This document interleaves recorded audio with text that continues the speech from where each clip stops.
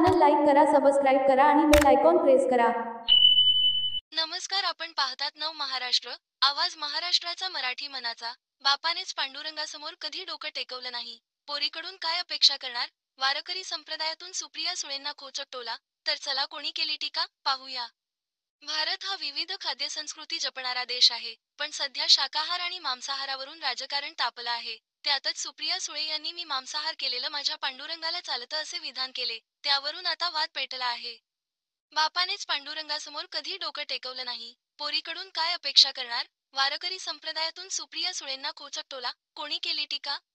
श्रावण कालच संपला, अनेकांनी एक महिना तोंडावर संयम ठेवला होता। श्रावणात अनेक जण मांसाहार करत नाहीत। श्रावण संपताच मांसाहारावरून पुन्हा राजकारण तापले। शरद पवार गटाच्या खासदार सुप्रिया सुळे यांच्या मांसाहाराच्या वक्तव्याने खळबळ उडाली आहे। मी मांसाहार केलेलं माझ्या पांडुरंगाला चालतं, तुम्हाला काय प्रॉब्लेम? अशा त्यांच्या वक्तव्याने वादंग उठले आहे। त्यावर आता दोन्ही बाजूने हल्लाबोल सुरू झाला आहे। सुप्रिया सुळेंच्या वक्तव्याने वादंग उठले आहे। मी रामकृष्ण हरिवाली आहे, फक्त माळ घालत नाही, मी मटण कधी खाते, खरं बोलते, मी त्यांच्यासारखं खोटं बोलत नाही आणि खाल्लेलं माझ्या पांडुरंगाला चालतं, तुम्हाला काय प्रॉब्लेम आहे? असा सवाल राष्ट्रवादी काँग्रेसच्या शरद पवार गटाच्या खासदार सुप्रिया यांनी केला।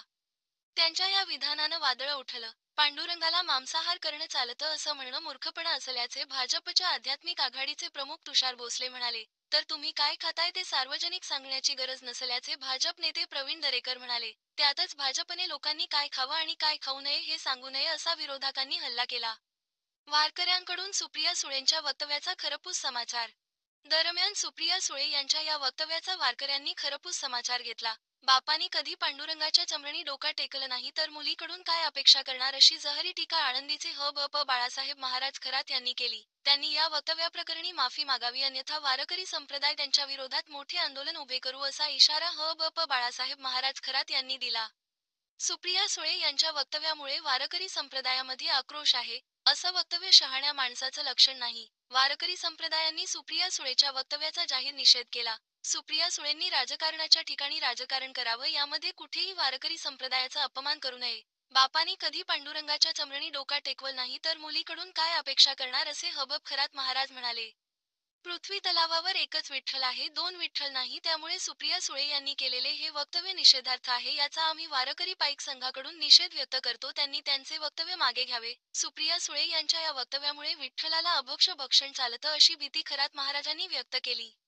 वारकरी संप्रदायाने लोकांना मद्य आणि मांस यापासून दूर राहण्याचा प्रयत्न केला आहे, याचा कुठेतरी सुप्रिया सुळे यांच्याकडून हरताळ फासण्याचा प्रयत्न केल्याचा आरोप महाराजांनी केला। भगवान विठ्ठल हा सर्वांचाच माता, पिता आहे।